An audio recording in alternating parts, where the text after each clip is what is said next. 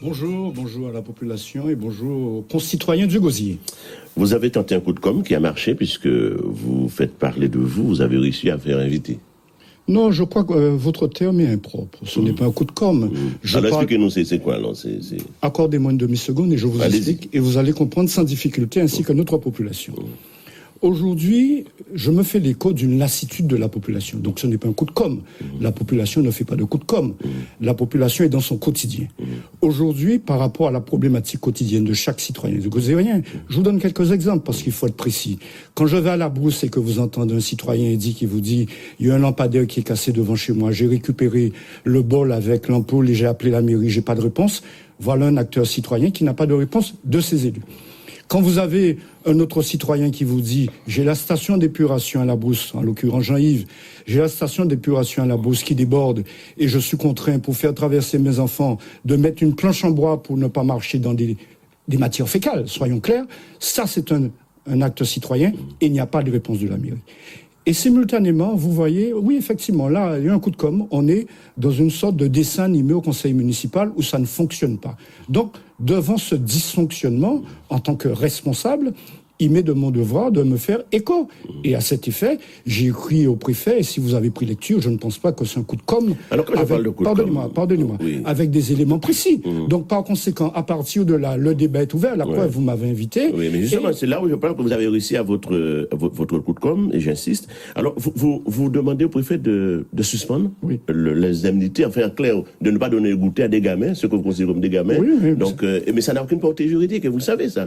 Pardonnez-moi, permettez-moi de développer. Oui. Ça a une portée juridique.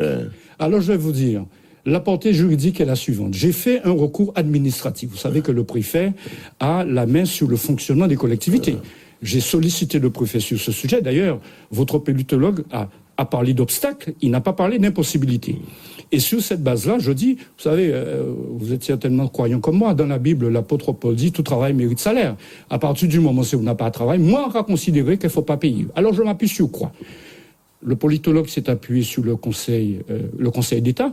Moi, je m'appuie sur une décision du Conseil constitutionnel qui date de juin 2024. Et que dit ce Conseil constitutionnel ?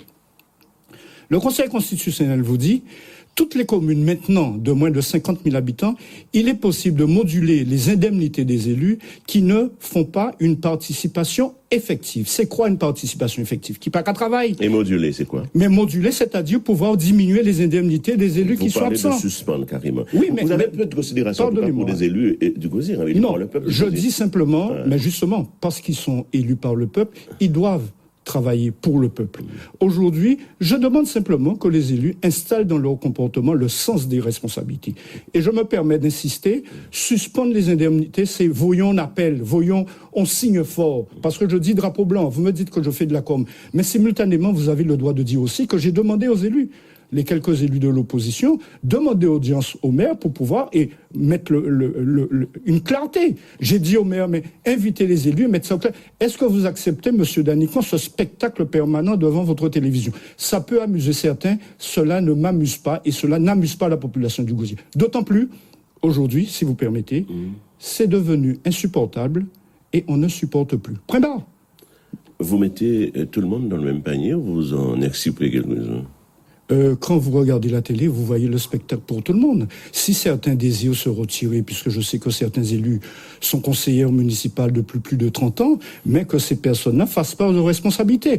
Vous me dites ça avec un certain cynisme, je vous connais là-dessus, mais partout où vous passez, avant de se dire bonjour, mon gars dit, mais quand il fait encore un conseil municipal là, ce n'est pas supportable, donc on n'a pas qu'à s'y porter, donc on y doit. Moi, interpeller le préfet là, qu'il me donne sa réponse. Et si ça ne peut pas aller plus loin, je vais saisir le tribunal administratif.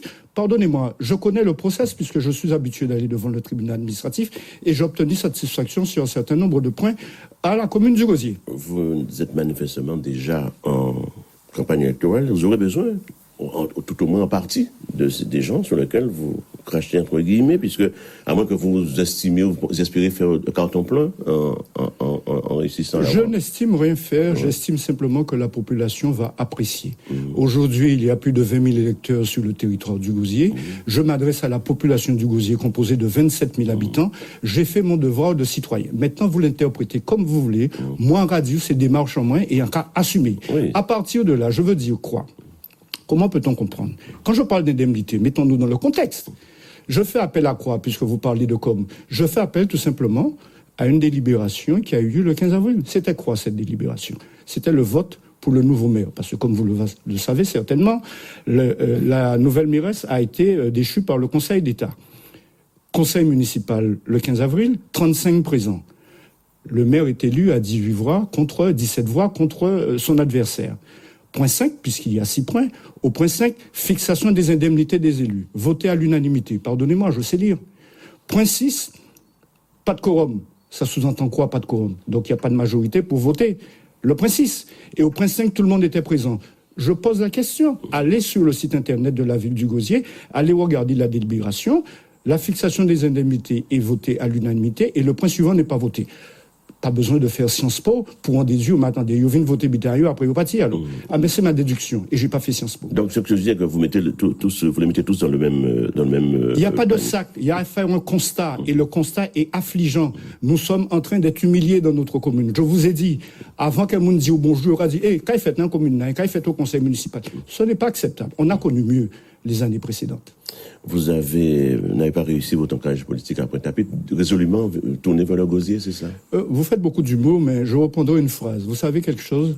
Je ne perds jamais. Soit je réussis, soit j'apprends. Nelson Mandela. Vous pensez que je fais de l'humour en posant cette question? Vous n'avez pas... Je trouve que c'est un humour déplacé. Pourquoi vous dites ça? Je suis habitant du Gosier, j'habite le Gosier, je suis contribuable du Gosier, je n'ai pas dit le contraire, simplement j'ai dit que... En tant que citoyen, je me dois... Alors maintenant, si vous trouvez un normal qu'un citoyen s'occupe des affaires de sa commune, ce n'est pas mon cas. Pas du tout. Je vais vous simplement demander, puisque vous n'avez pas réussi à taper, et vous avez raison de tenter votre chance au Gosier. Donc, j'apprécie que vous trouvez que j'ai raison quand même. Ce serait quand même inquiétant de ne pas avoir raison d'agir en tant que citoyen sur son territoire. C'est les habitants du Gosier qui le diront ou pas. Mais je viens de vous le dire. Justement. Et vous êtes déjà en campagne, donc vous êtes en mesure de proposer mieux que ce qui se passe aujourd'hui. Vous êtes un homme de communication, je n'en doute guère. Je vous rappelle juste une chose, je ne suis pas déjà en campagne. Et si vous avez eu la faiblesse de me suivre, vous savez que depuis 4 ans, tous les samedis, je fais ce qu'on appelle un samedi 13h, dont j'ai déjà fait, j'essaie de vous imiter d'ailleurs. Je fais depuis 4 ans des interviews tous les samedis, et à mon compteur, il y a plus de 350 interviews que j'ai fait, où j'avais une démarche pédagogique de citoyen, où j'expliquais certains aspects de la politique, c'est quoi un plan local d'urbanisme, c'est quoi les déchets, comment un concitoyen on peut intervenir, c'est quoi un référendum. C'est une démarche pédagogique et aussi politique. La question... il n'y a pas de contresens là-dessus d'avoir une démarche politique et politique. Je n'ai pas dit. Je dis que vous êtes en campagne. Et je ne suis pas en campagne, je suis au travail depuis trop longtemps et depuis très longtemps. Et donc vous pensez pouvoir faire mieux que ceux qui sont là? J'ai la prétention de vouloir faire mieux et je vous invite à aller sur notre site internet qui date de 4 ans et vous verrez nos projets. Particulièrement, nous avons la volonté de mettre en place ce qu'on appelle un conseil de surveillance citoyen. C'est particulièrement révolutionnaire avec un élément majeur, c'est-à-dire donner la parole au peuple parce que nous voulons arriver en responsabilité avec la population et donner la parole au peuple, c'est quoi? Mais nous allons faire un référendum, entre autres, vous voyez, je ne fais pas de la com, un référendum sur les indemnités des élus. Et à partir du moment où cette population aura voté, cela sera inscrit dans le marbre parce que dans cette démarche d'indemnité des élus, où bien entendu nous allons réduire les indemnités, nous allons là avoir un pacte sincère avec notre population. C'est ça la politique et c'est certainement pas de la communication. Patrick Gob, merci, bonne journée. Je vous en prie, bonne journée à vous.